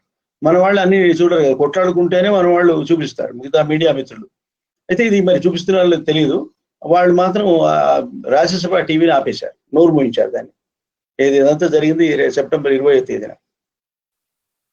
సరే, అది తీసేసి ఇందులో చాలా మంది డిమాండ్ చేశారండి. అసలు ఏమన్నారంటే ఈ చట్టం ప్రజలకి అందుబాటులో లేని, ప్రజలకు వ్యతిరేకంగా ఉండి ప్రజలతో సంప్రదించని చట్టము కనుక దీన్ని కనీసం జాయింట్ సెలెక్ట్ కమిటీకి పంపండి. జాయింట్ సెలెక్ట్ కమిటీ అంటే మీకు తెలుసు అనుకుంటాను నేను, సెలెక్ట్ కమిటీ కానీ జాయింట్ సెలెక్ట్ కమిటీ కానీ 2 ఉంటాయి. సెలెక్ట్ కమిటీ అంటేనేమో రాజ్యసభకు సెలెక్ట్ కమిటీ అయి ఉండొచ్చు, లేదా లోక్సభ సెలెక్ట్ కమిటీ కావచ్చు. జాయింట్ సెలెక్ట్ కమిటీ అంటే ఏంటంటే లోక్సభ రాజ్యసభ సభ్యుల నుంచి వారి ఎన్నికైన నిష్పత్తిలో సభ్యులను ఎంపిక చేసి, అంటే అదే నిష్పత్తి ఉంటుందన్నమాట. ఎవరికి మెజారిటీ ఉంటే వాళ్ళే ఎక్కువ మంది ఉంటారు. రాజ్యసభలో ఎవరికి ఎక్కువ ఉంటే వాళ్ళు ఉంటారు, లోక్సభలో ఎవరికి ఉంటే వాళ్ళు ఎక్కువ మంది ఆ కమిటీలో ఉంటారు. వాళ్ళు కూర్చుని వాళ్ళు వైడర్ డిస్కషన్స్ చేస్తారు, ముందు ఉంచుతారు, జనం ముందు ఉంచుతారు, కన్సర్న్ వాళ్ళని పిలుస్తారు, అగ్రికల్చర్ ఎక్స్పర్ట్స్ని పిలుస్తారు, రైతు నాయకులను పిలుస్తారు, రైతు ప్రతినిధులను రమ్మంటారు, రైతులను కూడా రమ్మంటారు. రమ్మని వాళ్ళు చెప్పిన మాటలు విని దాంతోపాటు ప్రజల అక్కడ అధికారులను వాళ్ళను సంప్రదించి ఎటువంటి చట్టం చేస్తే బాగుంటుంది అని అప్పుడు వాళ్ళు చర్చించి నిర్ణయించారనమాట. ఇప్పుడు నాకు అగ్రికల్చర్తో సంబంధం లేకపోయినా ఆ శాస్త్రంలో ఇట్లా ఉంటే బాగుంటుంది, ఇట్లా ఉంటే బాగుండదు అని చెప్పే అవకాశం నాకు కూడా ఇవ్వాలి. అటువంటి సందర్భాలనే, సంప్రదింపులనే ప్రజాస్వామ్యపరమైన ప్రక్రియ అని అంటారు. కాంగ్రెస్, తృణమూల్ కాంగ్రెస్, తెలంగాణ రాష్ట్ర సమితి, సమాజ్వాదీ పార్టీ, ద్రవిడ మున్నేత్ర కజగం పార్టీ, రాష్ట్రీయ జనతాదళ్, ఆమ్ ఆద్మీ పార్టీ, ఇంకా 2 సిపిఐ, సిపిఎం వామపక్షాలు, వీళ్ళంతా చాలా చాలా స్ట్రాంగ్ ఆపోజిషన్ ఈ బిల్లుని. అయ్యే కనీసం పార్లమెంటరీ ప్యానెల్ పంపండి ఫర్దర్ స్క్రూటినీ కోసం అని అంటే వినేవాళ్ళు లేరు. ఇక ఎందుకంటే నిజానికి లోక్సభలో కానీ రాజ్యసభలో కానీ మన ప్రత్యక్ష ప్రసారానికి అనుకూలంగా సభ్యులు నటిస్తూ ఉంటారు, అందులో చర్చిస్తున్నట్టుగా నటిస్తూ ఉంటారు. అందులో ఆ బుల్లితెర మీద పడడానికి ఆస్కారం ఉంది కనుక దానిపైన ఆలోచన ఎక్కువ, దానిపైన దృష్టి ఎక్కువ ఉండి ప్రజాస్వామ్య సమస్యల సవిస్తారమైన చర్చ పైన దృష్టి తక్కువ ఉండే అవకాశం ఉంది. అది పరిస్థితి అన్నమాట. ఈ పరిస్థితిలో బెటర్ ఆల్టర్నేటివ్ ఏమిటంటే సెలెక్ట్ కమిటీలో ఎందుకు బెటర్ ఆల్టర్నేటివ్ అంటే అక్కడ తీరిక లైవ్ టెలికాస్ట్ ఉండదు, తీరిక కూర్చుని పిల్లల వాడిని పిలిచి పొద్దుస్తమానం వారిని గంట సేపు ఆయన మాట్లాడితే విని ఆయన మాటల మీద అభ్యంతరాలను అవన్నీ తెలుసుకొని అవన్నీ నోట్ చేసుకొని అధికారులతో అడిగి అట్లా చేయడానికి వీలుంటుంది. అది అన్నమాట దాంట్లో ఉన్న గొప్ప విషయం. కానీ అవన్నీ వినే పరిస్థితిలో లేరు. వాయిస్ ఓటు తీసుకుందామన్నారు. లౌడర్ వాయిస్ అంటే ఇంతకుముందే చెప్పినట్టు వారి యొక్క అభిప్రాయం ప్రకారం వారు ఇది చేస్తారన్నమాట. కేవలం అభిప్రాయమే నిర్ణయిస్తుంది, నథింగ్ ఎల్స్. ఇది ఉదాహరణ కదా, అట్లా అభిప్రాయం మీద ఆధారపడడం అనేది షౌటింగ్ అనమాట. ఎవరు ఎక్కువ అరిస్తే వాళ్ళ గొంతు వాళ్ళకి మెజారిటీ ఉన్నట్టు. ఇక మన స్పీకర్ మనవాడైతే, చైర్మన్ మనవాడైతే ఎవరికి అరిచినా అరవకపోయినా పర్వాలేదు, ఆ మనవాళ్ళు ఎక్కువ అరిచారు అని ఆయన అనుకుంటాడు అనమాట. అది ఇందులో ఉన్న ఒక ప్రమాదకరమైన. అప్పుడు ఇక హరివంశ్ గారు ఎప్పుడైతే డివిజన్ ని సెలెక్ట్ కమిటీకి పంపడాన్ని వ్యతిరేకించారో, ఓటింగ్ డివిజన్ అంటే ఏంటంటే ఓట్లు లెక్క పెట్టండి అని. ఓట్లు లెక్కబండి అంటే మీకు ఎలక్ట్రానిక్ ఓటింగ్ సిస్టమ్ ఉంది మన రాజ్యసభలో, ఇవాళ చాలా సులువుగా త్వరగా అయిపోతుంది. కానీ దాన్ని మనం చేయడానికి సిద్ధంగా లేరు, వీళ్ళు ఒప్పుకోలేదు. అదే సిస్టమ్ ఉంది, అవకాశం ఉంది, చట్టం చెప్తుంది, అయినా వాడు చేయలేదు. ఓకే, అప్పుడు వాళ్ళు ఒక రెజల్యూషన్ చేద్దామని అనుకున్నారు. Opposition want the minister to conclude the reply on Monday, enabling more time for the resolutions moved by them against the bills. అయితే వాళ్ళు కొన్ని బిల్స్ కి వ్యతిరేకంగా రెజల్యూషన్స్ మూవ్ చేశారు. బిల్లులు ఎట్లా ఉంటాయంటే, ప్రభుత్వం వారి డ్రాఫ్ట్ ఉంటుంది, దాని మీద వారు ఇంట్రడ్యూస్ చేసినప్పుడు చర్చిస్తారు. ఇందులో ఈ గొప్పతనం ఉంది అని వాళ్ళు ఆ బిల్లు గొప్పతనం గురించి చెప్తారు. చెప్పిన తర్వాత అందులో లోపాలను మీరు పాయింట్అవుట్ చేసి సవరణలను ప్రతిపాదించే అవకాశం ఇందులో ఉంటుంది. రెజల్యూషన్స్ కూడా ప్రతిపాదించే అవకాశం ఉంటుంది. ఆయన వాళ్ళు ప్రతిపాదించారు, అవి చర్చించండి అని అడుగుతున్నాడు. ఎవరు చర్చించేవాడు అన్నారు. అప్పుడు వాళ్ళంతా రిజెక్ట్ చేస్తే ఆమ్ ఆద్మీ పార్టీ సభ్యులు ఎంపీ సంజయ్ సింగ్ గారు, టీఎంసీ మెంబర్లు డోలా సేను, అర్పితా ఘోష్ గారు వెల్లోకి వెళ్ళిపోయినారు. స్లోగన్స్ అగేన్స్ట్ ది లెజిస్లేచర్, బిల్లులు, రైతు వ్యతిరేక బిల్లు అని అరుస్తూ నినాదాలు చేస్తూ లోపలికి వెళ్ళారు. అరుస్తూ అనకూడదు, నినాదాలు చేస్తూ అనాలి. హరివంశ్ గారు, అయ్యా రండి మనం కూర్చుందాము, ఫిజికల్ డిస్టెన్స్ మెయింటైన్ చేయాలి, కరోనా వచ్చింది అంటే కరోనాను కూడా పట్టించుకునే అవకాశం వాళ్ళకి లేదు. అట్లా వెళ్ళిపోయారు. అప్పుడు ఆయన అర్ధరాత్రి దాకా నడిచింది కొన్నాళ్ళు. ఒకప్పుడు ఈ చర్చలు అర్ధరాత్రి 1 గంట దాకా నడిచిన సందర్భాలు ఉన్నాయి. తృణమూల్ కాంగ్రెస్, తెలంగాణ రాష్ట్ర సమితి వీళ్ళంతా కలిసి వాళ్ళు చాలా ఈ చట్టం ఇట్లా ఉండడానికి వీలేదు, దీన్ని వ్యతిరేకించండి అని అడిగారు. అయితే కానీ ఇదే Bharatiya Janata party alliance partner, వాళ్ళ అకాలీదళ్ వాళ్ళు అలయన్స్ లో వాళ్ళ పార్ట్నర్, వాళ్ళు కూడా అపోజ్ చేశారు. అని చెప్తే వినేవాళ్ళు ఎవరు లేరు. అసలు ఈ ప్రాసెస్ ఒక డౌట్ఫుల్ ప్రాసెస్, ఇది మర్డర్ ఆఫ్ డెమోక్రసీ అని ఇవన్నీ వాళ్ళు అన్నారు. ఎందుకంటే మీకు ఆటోమేటిక్ ఓట్ రికార్డర్ కూడా ఉంది కదా అక్కడ, ఆ ఓట్ రికార్డర్ని ఎందుకు మీరు యూజ్ చేయరు అనేది కాన్సెన్సస్ లేనప్పుడు అసలు ఇటువంటివి కాన్సెన్సస్ ద్వారా తీసుకురావాలి ఇటువంటి బిల్లులు. తర్వాత ఈ డౌట్ఫుల్ ప్రాసెస్ మీరు చాలా మంది విమర్శించారు, క్రిపుల్డ్ ప్రాసెస్ అన్నారు. ఇటువంటి ప్రాసెస్ ను మీరు నమ్ముకుని బిల్లులు తయారు చేస్తూ ఉంటే ఏం జరుగుతుందని ప్రశ్నించారు. ఇదివరకు మీకు జ్ఞాపకం ఉందా, అథారిటీ దాన్ని ఏమంటారు, ఆధార్ బిల్లుని మనీ బిల్గా ప్రజెంట్ చేశారు భారతీయ జనతా పార్టీ ప్రభుత్వం, పార్లమెంటరీ అఫైర్స్ మినిస్టరు దాన్ని మనీ బిల్ అన్నారు. మనీ బిల్ అని ఎందుకు అన్నారంటే మనీ బిల్కు కొన్ని ప్రత్యేకతలు ఉన్నాయి. మనీ బిల్ అంటే ఏమిటి అనేది రాజ్యాంగంలో కొంచెం చాలా స్పష్టంగా రాశారు. అందులో ఒక 6-7 అంశాలు ఉన్నాయి, వాటిని మాత్రమే మనీ బిల్ అంటారు. అవి కానీ ఏ బిల్లుని మనీ బిల్ అనడానికి వీల్లేదు అని స్పష్టంగా రాజ్యాంగంలో ఉన్న తర్వాత కూడా ఆ మనీ బిల్లు ఏమిటట అంటే ఏది మనీ బిల్లు అదే ఆ స్పీకర్ యొక్క అభిప్రాయాన్ని వ్యతిరేకి వీల్లేదు అని ఒక తీర్పు ఉంది. ఆ తీర్పును పెట్టుకొని అట్లా ఇంకున్నారంటే ఆ 7 అంశాలకు కాకుండా ఇంకే అంశానికి సంబంధించిన బిల్లును కూడా మనీ బిల్లు అన్నప్పుడు కోర్టు దాన్ని రివ్యూ చేయాలి అని మరొకరు ఒక జడ్జిమెంట్ ఉంది. ఇట్లా రకరకాల జడ్జిమెంట్స్ ఉన్నాయి దాని మీద. కానీ ప్రభుత్వం ఇది మనీ బిల్లు అని చెప్పింది. మనీ బిల్లు ప్రయోజనం ఏమిటంటే, జనరల్గా ఉండే ప్రయోజనం ఏమిటంటే లోక్సభలో ఇనిషియేట్ అవుతుంది, లోక్సభ ఆమోదిస్తే సరిపోతుంది, రాజ్యసభ ఆమోదించినా ఆమోదించకపోయినా మనీ బిల్లుగా కనుక లోక్సభ ఆమోదిస్తే ఆ డబ్బు ఖర్చు చేయడానికి వ్యయం చేయడానికి సంచిత నిధి నుంచి అంటే కన్సాలిడేటెడ్ ఫండ్ ఆఫ్ ఈ ఇండియా నుంచి దాన్ని ఖర్చు చేయడానికి వీలుగా ఒక మనీ బిల్లును కనుక రాజ్యసభ వ్యతిరేకించే దశ ఉంటే మనకు ఖర్చు చేయడానికి వీలుండదు కనుక దాన్ని లోక్సభలో ద్వారా చేసుకుంటే సరిపోతుంది, లోక్సభ పాస్ చేస్తే చాలు అని రాజ్యాంగంలో ఉంది. అయితే అప్పుడు రాజ్యసభలో తమకు మెజారిటీ లేదు కనుక ఆధార్ బిల్లు అందులో పాస్ అయ్యే అవకాశం లేదని ముందే తెలుసు కనుక మనీ బిల్లు అని చెప్పి దాన్ని పాస్ చేయించుకుంటే అది సుప్రీంకోర్టు ముందుకు పోయింది. సుప్రీంకోర్టు 5 జడ్జీల ధర్మాసనం ముందుకు పోతే మన దురదృష్టం ఏమిటంటే 4 జడ్జీలు స్పీకర్ ఏది మనీ బిల్లు అంటే అదే మనీ బిల్లు అని తీర్పు చెప్పారు. వారికి నమస్కారం, మహానుభావులు. అంత గొప్ప రాజ్యాంగంలో స్పష్టంగా 4 అక్షరాలు 4 వాక్యాలు ఉంటే ఇంగ్లీష్ చదివిన మామూలుగా ఇంగ్లీష్ తెలిసిన వాడు యూకేజీలో ఇంగ్లీష్ వాక్యాలు చదివినవాడు కూడా ఇది రాజ్యాంగంలో ఇట్లా లేదు అని అంటాడు. కానీ అట్లా అనకుండా వాళ్ళు ఇది సమర్థించారు. అన్యాయం, దారుణం, ఏం చేస్తాం మనం. అయితే ఒక్కరు ధనంజయ్ చంద్రచూడ్ అనే ఒక జడ్జి గారు మాత్రం వారికి డిక్షనరీ ఉన్న మీనింగ్ చూడండి నాయన మహానుభావులారా, ఇందులో ఉన్న నియమాలు చదవండి పెద్దలు, ఇది చూస్తే ఇది రాజ్యాంగం మీద సాగించిన ద్రోహం, మోసం అన్నాడు ఆయన. It's a fraud on the constitution of India అని చాలా సీరియస్ గా ఆయన డిసెంట్ నోట్ ఇచ్చాడు. ఎవడు పట్టించుకుంటే మెజారిటీ ఇచ్చారు కనుక సరిపోయింది అని వాళ్ళు అందా సంతోషించారు. అదండి దారుణం. పార్లమెంటరీ ప్రజాస్వామ్య సాంప్రదాయాలు పతనం అయినడానికి ఉదాహరణ మనీ బిల్లుగా ఒక బిల్లుని రాజ్యసభలో ఉన్న వ్యతిరేకతను, రాజ్యసభలో ఉన్న ప్రతిపక్షాల ఆధిక్యతను వ్యతిరేకించి దాని ఎదురుగా పోరాడి మనకు కావాల్సిన బిల్లు మనం పాస్ చేయించుకోవడానికి మనీ బిల్లు అనే ఒక శాఖని ఆనాడు అరుణ్ జైట్లీ అనే రాజ్యాంగ నిపుణుడు, ఆయన ఆర్థిక మంత్రి ఉండే, ఆయన ఆధ్వర్యంలో ఇటువంటి పని జరిగింది. which is adjudged as fraud on the constitution by one of the 5 judges of Supreme Court. ఆ జడ్జి గారు చాలా గొప్ప జడ్జి, ఆయన కరెక్ట్ గా చూసిన జడ్జి. ఈ 4 జడ్జిలు తప్పు, ఆ జడ్జి కరెక్ట్. అటువంటి జడ్జి చేత ఫ్రాడ్ ఆన్ ది కాన్స్టిట్యూషన్ అనిపించుకున్న ద్రోహం ఈ పార్టీలు ఇవన్నీ చేసినాయి. మన పార్లమెంటరీ పతనం, అది పార్లమెంటరీ ప్రజాస్వామిక పతనం. ఇక రెండో పతనం ఇది, second fall of parliamentary democratic standards. నేను ఎక్కడ అంటే ఒక డివిజన్ చేయకుండా, ఓట్ల లెక్కింపు చేయకుండా, పోలింగ్ అడగకుండా, పోలింగ్ అంటే ఓట్లు వేసే విధానాన్ని అంగీకరించకుండా ముజుబాని ఓటు ఉందని చెప్పి అబద్ధపు అభిప్రాయానికి లోనై ఆయన తీర్పు చెప్పారు. ఎవరు ఆ మహానుభావుడు, హరివంశ్ గారు. మరి ఏమిటో ఆయన కొత్తగా ఎన్నికైన హరివంశ్ గారు ఇట్లా చేస్తే ఏం లాభం.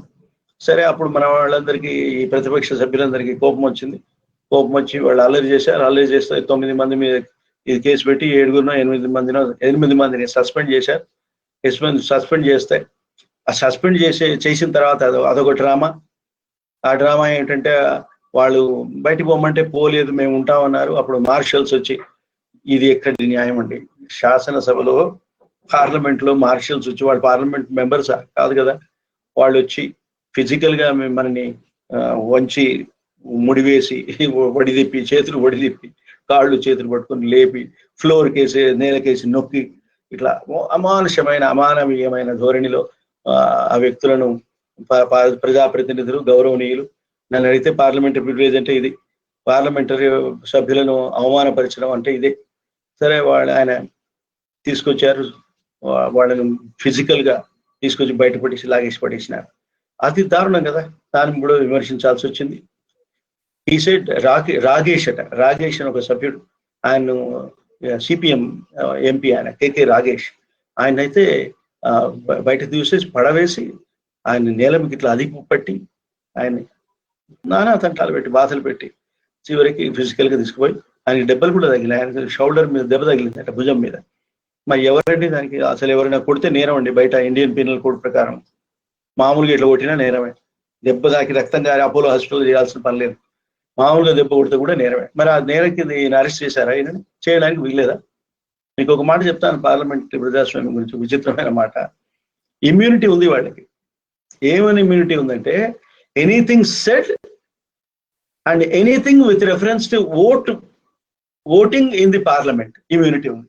అంటే ఓటింగ్ కు సంబంధించి నువ్వు మాట్లాడిన మాటలకు కానీ ఓటింగ్ వేయడం, ఓటింగ్ వేయకపోవడం, అబ్స్టైన్ కావడము, వ్యతిరేకంగా ఓటు వేయడం, వీటికి సంబంధించి నువ్వేం చేసినా దానికి ఇమ్యూనిటీ ఉంది అన్నారు. అది కానీ what ever you did in parliament is exempted from criminal prosecution అని లేదు. మీకు ఎగ్జంప్షన్ లేదు కూడా, ఇమ్యూనిటీ లేదు కూడా. మీకు ఇమ్యూనిటీ ఉండే ప్రసక్తే లేదు. మరి ఇది క్రిమినల్ నేరం కదండి.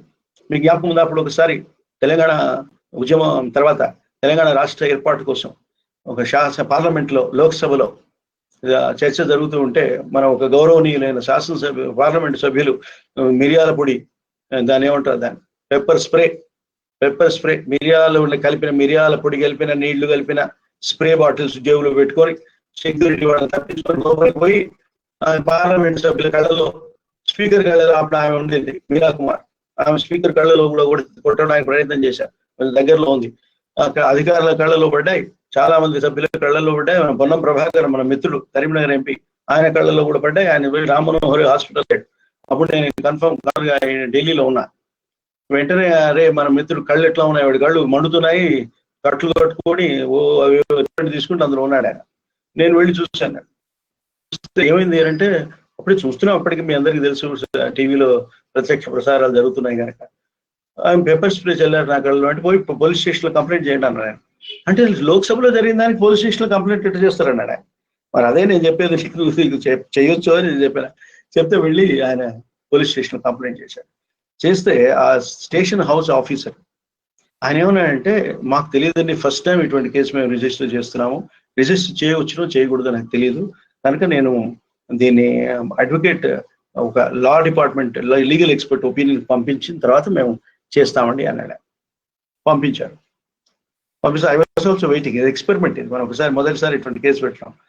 100% you can register this case అని చెప్పి ఆ లీగల్ ఒపీనియన్ తీసుకొచ్చి కేసు పెట్టాడు ఆయన.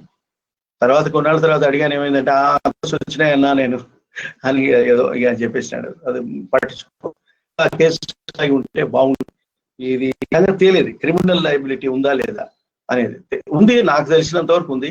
కానీ దానికి ఒక ప్రెసిడెంట్ ఇటువంటి సంఘటనలు కొట్టడం, లాగడం, తోసేయడం, నేల మీద పడేసి అడగబెట్టి వాళ్ళ మీద కాళ్ళు పెట్టడం లేదా చేతులు పెట్టడం, మళ్ళీ పడుకోవడం, ఇటువంటి చెత్త పనులని, రౌడీ పనులు, మజిల్ కండబలం చూపించే పనులు, ఏది గొంతు వాణి బలంతో, వాక్ చాతుర్యంతో, వాక్కు శక్తితో, వాక్కు హక్కుతో మాట్లాడి మంచి మంచి చట్టాలు చేసుకోవాల్సిన దేశంలో మనం కండబలం చూపించి మాట్లాడుకునే పరిస్థితి వస్తే ఇంకేం చేస్తాం?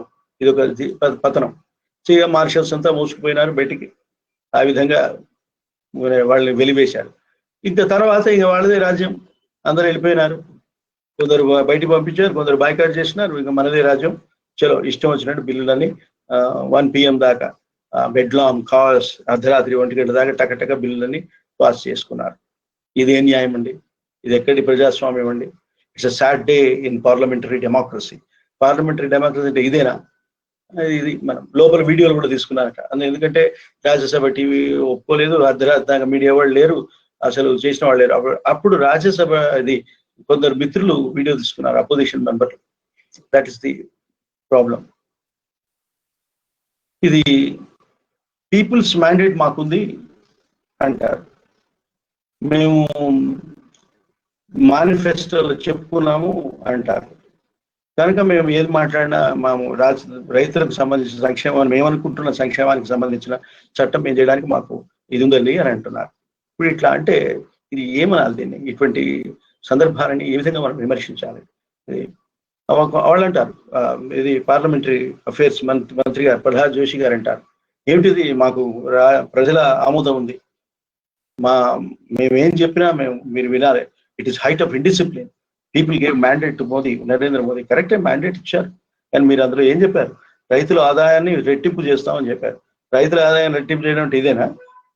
అయిందా రెట్టింపు? 2019 నుంచి అయిందా, 14 నుంచి అయిందా? ఏం చేశారు మీరు? ఇది సమస్య. ఇది అడిగేదానికి వాయిస్ లేదు. లోక్సభలో అడిగితే మార్షల్స్ తోటి గంటిస్తారు, సస్పెండ్ చేస్తారు. బయట అడిగితే రాజద్రోహం కేసు పెడతారు, లేకపోతే క్రిమినల్ డిఫమేషన్ కేసు పెడతారు, లేదా కంటెంప్ట్ ఆఫ్ కోర్టు కేసు పెడతారు. అందులో జడ్జీలు మాత్రం పొరపాటున ఉంటాయి. సో ప్రశ్నించడం సాగిస్తే మన చట్టాలు మన మీద నెత్తినెక్కి మనని అణగదొక్కడానికి ప్రయత్నం చేస్తాయి. పోనీ శాసనసభలో మాట్లాడదామంటే మార్షల్స్కి భయపడాల్సిన పరిస్థితి. ఇది ఎట్టి పరిస్థితిలో దీన్ని ప్రజాస్వామ్యం అనిపించవద్దు. ఇక సస్పెన్షన్ అండి. సస్పెన్షన్ ఆయన చాలా, మన భారతదేశ ఉపాధ్యక్షులు తెలుగువారు వెంకయ్య నాయుడు గారు చాలా మంచి మాటలు చెప్తూ ఉంటారు. ఆయన అప్పుడప్పుడు నీతి సూత్రాలు చెప్తూ ఉంటారు. ఆయన అంటారు, నా జీవితంలో ఇటువంటి చూడలేదు, ఇటువంటి సందర్భం ఎందుకు చూడలేదండి? బీజేపీ వాళ్ళే ఎన్నోసార్లు చేశారండి ఇటువంటి లోక్సభలో, అక్కడెక్కడ ఎన్నోసార్లు కాంగ్రెస్ పరిపాలనలో, కాంగ్రెస్ జమానాలో లోక్సభలో ఎన్నోసార్లు ఇట్లా చేశారు. వేల్లోకి పోవడం, కాగితాలు చెప్పడం, మైకులతో కొట్టుకోవడం. శాసనసభలు చూసిన వాళ్ళకి కూడా తెలుసు. వినయ్ కుమార్, నేను ఎన్నోసార్లు శాసనసభలో ఇవన్నీ చూసాం. చరిత్రలో లేదు అంటే ఏమన్నట్టండి?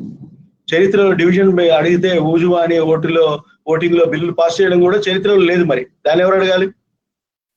సో అవన్నీ అట్లా పరిస్థితి. మరిటర్ ఆఫ్ డెమోక్రసీ అని వాళ్ళు అంటారు, లేదు మీరు ఇండిసిప్లిన్, నీతి ప్రమాణాలు కాపాడడం కోసం మీ చాలా విచారం అయినా సరే 8 మందిని నేను సస్పెండ్ చేశాను. ఆయన అధికారంలో ఉన్నవారు ఏమైనా చెప్తారు. 21వ తారీఖున సస్పెండ్ చేశాను. చేస్తే దానికి వ్యతిరేకంగా వీళ్ళంతా కలిసి అక్కడే పాపం ఆ లోక్సభ పార్లమెంట్ భవనం పరిధిలో కూర్చుని ఒక రోజంతా ధర్నా చేశారు. అర్ధరాత్రి అంతా పాపం కూర్చున్నారు వాళ్ళు ఢిల్లీలో. కూర్చుంటే ఈయన హరివంశ్ గారు ఛాయ్ తీసుకువెళ్ళి, ఛాయ్ ఫ్లాస్క్ లో టీ తీసుకువెళ్ళి వారికి టీ ఇచ్చి, నేను ఫ్రెండ్లీగా మీతో ఉంటాను అని టీ ఇవ్వబోయాడు. డిప్లొమసీ అన్నాడు. డిప్లొమసీ లాగా డిప్లొమసీ, డిన్నర్ డిప్లొమసీ అంటాం కదా, అట్లా డిప్లొమసీ చేశాడు. చేస్తే వాళ్ళు ఎవరు అంత స్పందించలేదు. ఆయనకు కూడా అవమానమైంది. మళ్ళీ వెనక్కి పోవాల్సి వచ్చింది. నువ్వు సస్పెండ్ చేసి అసలు భూజువాణితో బిల్లులు పాస్ చేయించి నువ్వు ఛాయ్ పెట్టుకొని వస్తే ఎవరు ఇస్తారండి? అయితే రాజ్యసభ టీవీని ఆడియో టెలికాస్ట్ ను మ్యూట్ చేయడం అనేది కూడా ఒక సీరియస్ విషయం. అది అధికారికంగా దాన్ని మనం చూసాము. ఇక శాసనసభ పార్లమెంట్ రాజ్యసభను అడ్జర్న్ చేసి మళ్ళీ రీకన్వీన్ చేసి మళ్ళీ అడ్జర్న్ చేసి మళ్ళీ రీకన్వీన్ చేసి దాన్ని చివరికి మర్నాటికి అడ్జర్న్ చేశారు. మర్నాడు వాయిస్ ఓట్ మీద, అంటే మూజుబా అనే ఓట్ మీద అందరూ అబ్జెక్ట్ చేస్తే ఎవరు వినలేదు. ఆ విధంగా ధర్నాలు, వ్యతిరేకతలు అన్నీ జరిగినాయి. ఇక వాళ్ళు పాస్ చేసిన బిల్లులు ఎంత దారుణంగా ఉన్నాయంటే, రైతు అనేవాడు మార్కెట్ కమిటీ యొక్క భద్రతలో, అప్పటికీ ఆ మార్కెట్ కమిటీ సరిగ్గా పనిచేయట్లేదు, నేను ఒప్పుకుంటాను. పనికి చేయకపోతే ఆ మార్కెటింగ్ కమిటీ వ్యవస్థని ట్రాన్స్పరెంట్ చేసి ఎలక్ట్రానిఫై చేయాలి మీరు, అంటే డిజిటైజ్ చేయాలి. అంటే రైతు తన ధాన్యం తీసుకురాగానే దాన్ని కరెక్ట్గా తూకం వేసి దాని ధరని నాణ్యతను పరిశీలించి సరైన ధర నిర్ణయించి ఆ ధరని బ్యాంక్ అకౌంట్లో నెక్స్ట్ డే లేదా ఆన్ ది సేమ్ డే పడేట్ చేయొచ్చు. అట్లా కొన్ని రాష్ట్రాలలో వాళ్ళు డిజిటైజ్ చేసి మార్కెటింగ్ వ్యవస్థను అద్భుతంగా రైతులకు సహాయం చేసిన సందర్భాలు ఉన్నాయి. మన రాష్ట్రంలో కూడా రైతుని సమర్థించే మంచి అగ్రికల్చరల్ మార్కెట్ కమిటీ చైర్మన్ వాళ్ళ సభ్యులు వచ్చిన సందర్భాలలో చాలా బాగా దానికి మేలు జరిగింది, వాళ్ళకి మేలు జరిగింది.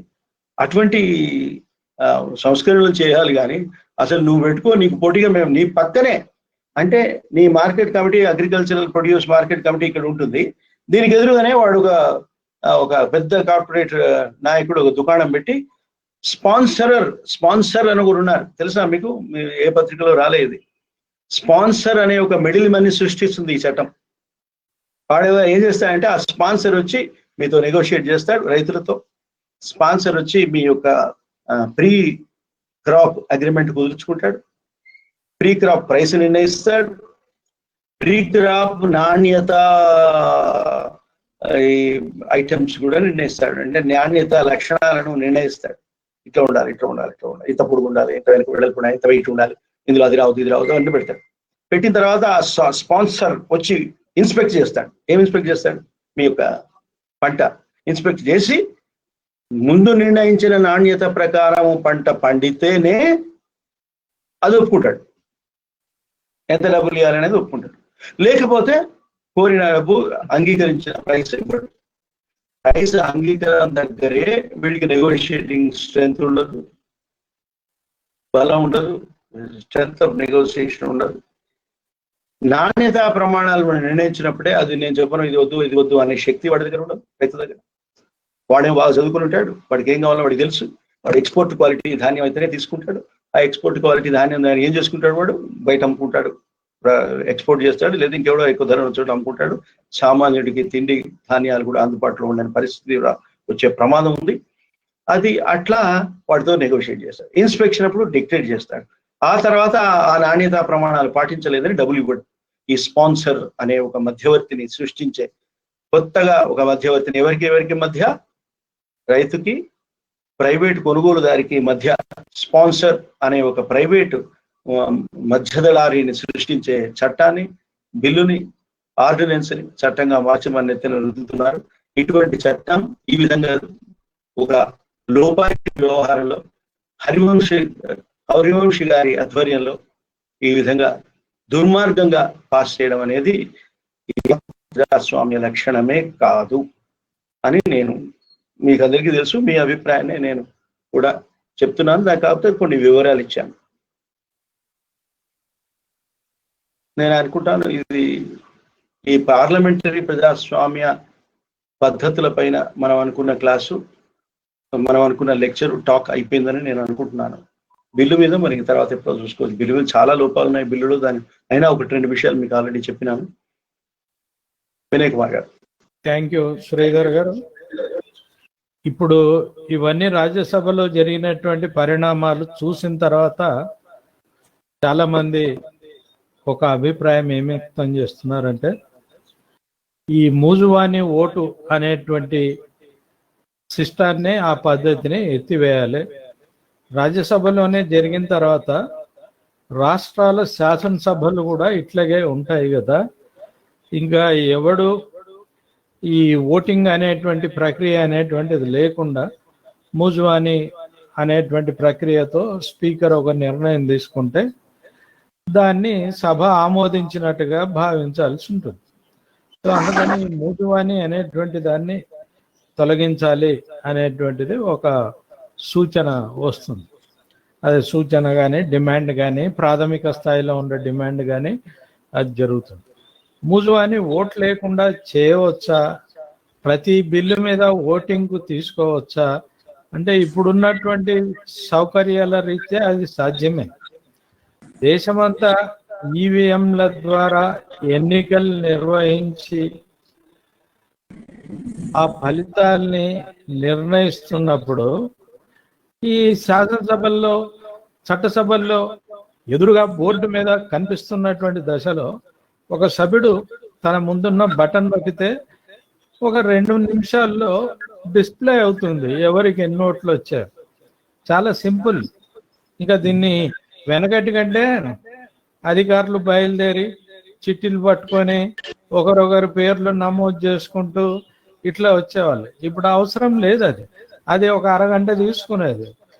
అది మళ్ళీ టాలీ కావాలి కదా, అందరూ ఒక అధికారి ఇంకోరికి ఆ నంబర్ టాలీ కావాలి. సో టైం తీసుకునేది. ఇప్పుడు ఏంటంటే ఆ బోర్డు మీద డిస్ప్లే అవుతుంది కనుక సమస్యలు. కానీ నేను గమనించిన ఏ సభలో కూడా పనిచేయదు. విచిత్రం. దేశవ్యాప్తంగా ఈవీఎం మిషన్లు పనిచేస్తాయి, చట్టసభల్లో మాత్రం ఆ బోర్డు పనిచేయదు. ఇదొక విచిత్రమైనటువంటి పరిస్థితి. ఎన్నోసార్లు మనం చూసాము ఆంధ్రప్రదేశ్ అసెంబ్లీలో కానీ పార్లమెంట్లో కానీ ఆ బోర్డు పనిచేయదు అది. సో అదొక ఉంది. అందుకని అసలు మూజు అనేది ఎత్తేసి ఆ డివిజన్ అనేటువంటిది స్పష్టంగా తెలిసేటువంటి విధానాన్ని ప్రవేశపెట్టాలి అనేటువంటి డిమాండ్ ఇప్పుడు ముందుకు వస్తుంది.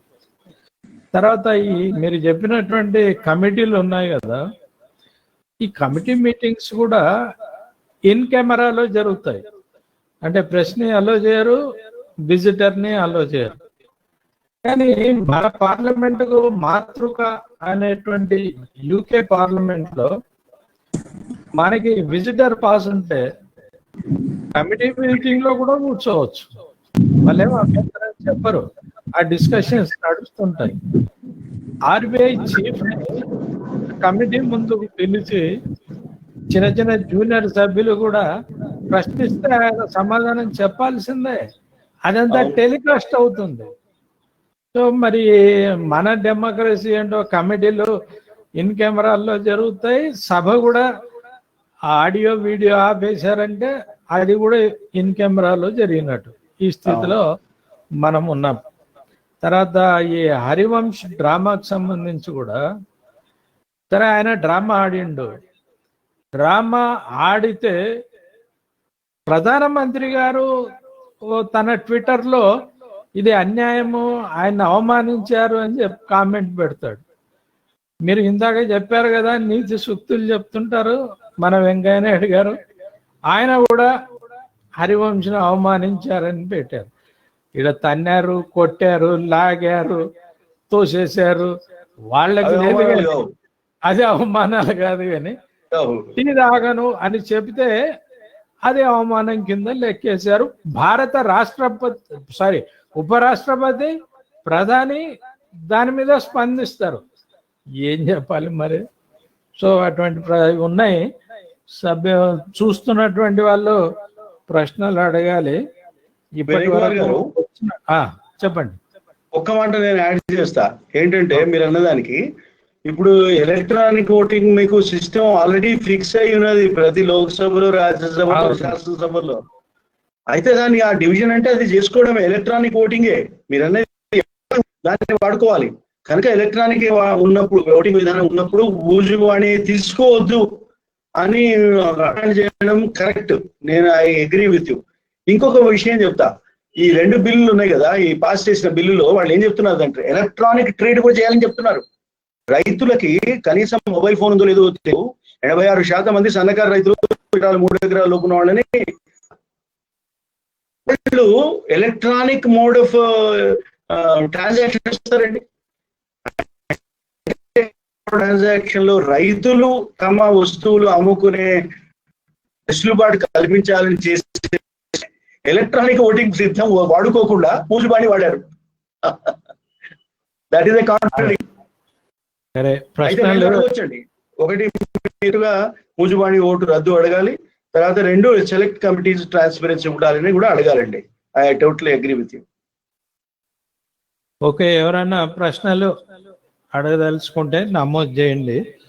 ఇక్కడ వచ్చింది ఏంటంటే ఈ బిల్లు చట్టమైన తర్వాత జరిగేది సాధారణ స్థానిక వ్యాపారులు కూడా నష్టపోతారు, కార్పొరేట్ కంపెనీలకు బంగారు కళ్యం, రైతులకు మాత్రం పాచిపోయిన అన్నం అనేటువంటి పద్ధతిలో ఈ బిల్లు ఉంది అని ఇటువంటి అభిప్రాయాలు ఇంకొంతమంది వ్యక్తం చేశారు.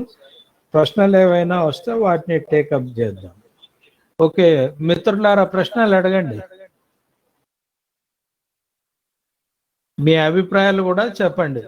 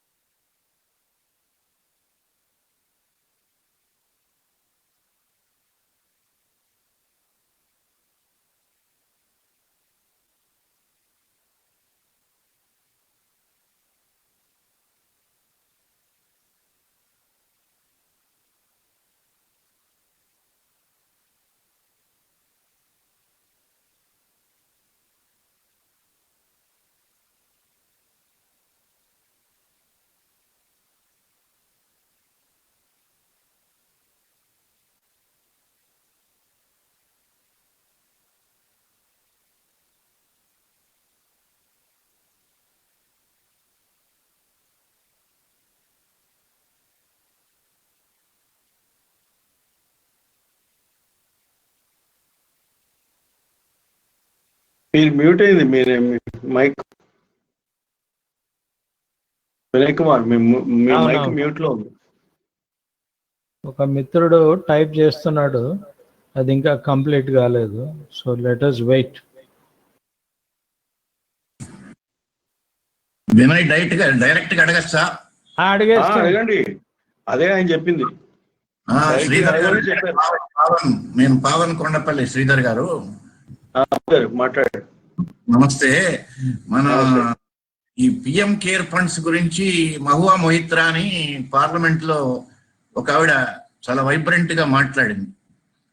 సమాధానంగా నిర్మలా సీతారామన్ గారు మాట్లాడుతూ, ఆవిడ అంతకు ముందు పిఎం ఫండ్స్ కి ఏవైతే నిబంధనలు ఉన్నాయో, చట్టాలు ఉన్నాయో, అయ్యే చట్టాలు దీనికి కూడా వర్తిస్తాయి అని ఒకటి చదివి వినిపిస్తూ ఇంకోటి కూడా ఏం చెప్పిందయ్యా అంటే, అంతకు ముందు పిఎం ఫండ్స్ కి పిఎంను కాంగ్రెస్ అధ్యక్షులు మాత్రమే ట్రస్టీలు, కాంగ్రెస్ అధ్యక్షులు ఎవరైతే ఉన్నారో వాళ్లే ట్రస్టీలు, కానీ దీనికి పిఎంను 3 మంత్రుల ఇది చెప్పింది, రకరకాల మంత్రులు వాళ్ళు ట్రస్టీలుగా ఉంటారు. చూడండి, ఇప్పుడు మీరు ఓపెన్ గా ఉన్నారా, ఎవరు ఓపెన్ గా ఉన్నారు అనేది మీరు చెప్పండి అని చాలా హేళనగా మాట్లాడిన సభ్యుల్ని, మహువా మొహిత్రా గారిని కానీ ఇంకా ఇతరత్ర వాళ్ళు కూడా కాంగ్రెస్ సభ్యులను ఉద్దేశించి చాలా వెటకారంగా, చాలా ఇదిగా మాట్లాడింది. అది నిజమేనా? ఏది పిఎం ఫండ్స్ అంతకు ముందు ఉన్నది పిఎం కాంగ్రెస్ అధ్యక్షులు మాత్రమే ట్రస్టీలా? ఇదివరకు ఉన్న ఆ కమిటీలో ప్రతిపక్ష సభ్యుడు కూడా ఒక ట్రస్టీ మెంబర్ గా ఉండేవాడు, ఇప్పుడు లేడు. ఇది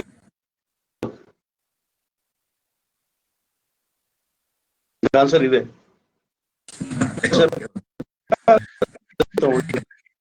దీంట్లో ప్రధానమంత్రి ఉంటారు.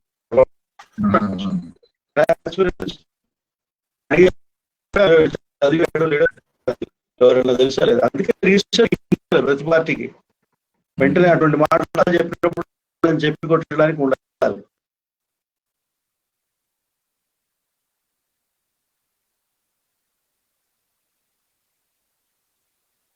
Okay, thank you.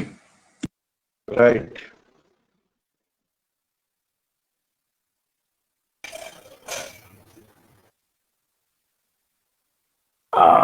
ఒక ప్రశ్న, జీడిపి మైనస్ లోకి వెళ్ళింది కదా, తర్వాత పరిణామాలు ఎలా ఉండబోతున్నాయి?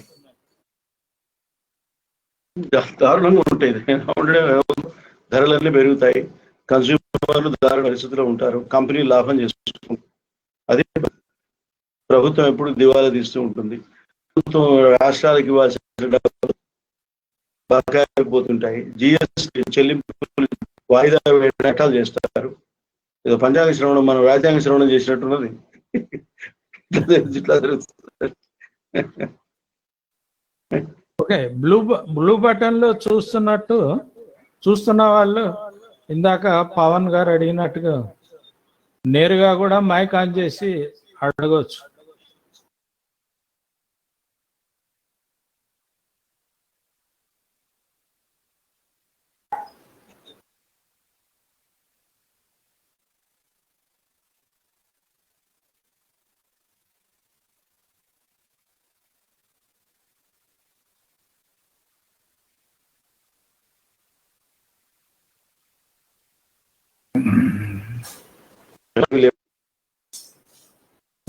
ప్రశ్నలు ఏమీ లేవు, అన్ని సమగ్రంగా చర్చకు వచ్చినట్టుగా భావించాలి.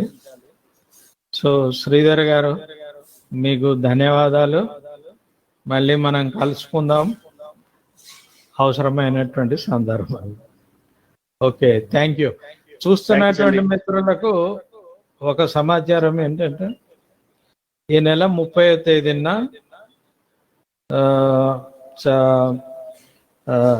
ఈ కులాంతర పెళ్లిళ్ళు,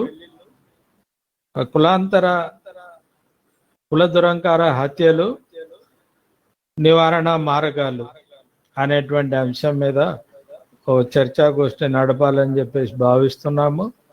ఎందుకంటే ఈ రోజే ఒక హత్య మళ్ళీ జరిగింది. ఇవి రిపోర్ట్ కాకుండా అనేకమైనటువంటి సంఘటనలు వీటికి సంబంధించి జరుగుతున్నాయి. మరోసారి దీని మీద చర్చ జరగాలనేటువంటి ఉద్దేశంతో 30వ తేదీ నాడు దాన్ని ఫిక్స్ చేయడానికి ప్రయత్నం చేస్తున్నాము. మోస్ట్ ప్రాబబ్లీ 30వ తేదీన అది ఉంటుంది. మీకు అది పోస్టర్ ద్వారా తెలియజేస్తాను. థ్యాంక్ యూ శ్రీధర్ గారు. చూస్తున్నటువంటి వారందరికీ కూడా థ్యాంక్స్ చెప్తూ ఈ కార్యక్రమాన్ని ఇంతటితో ముగిద్దాం. Thank you.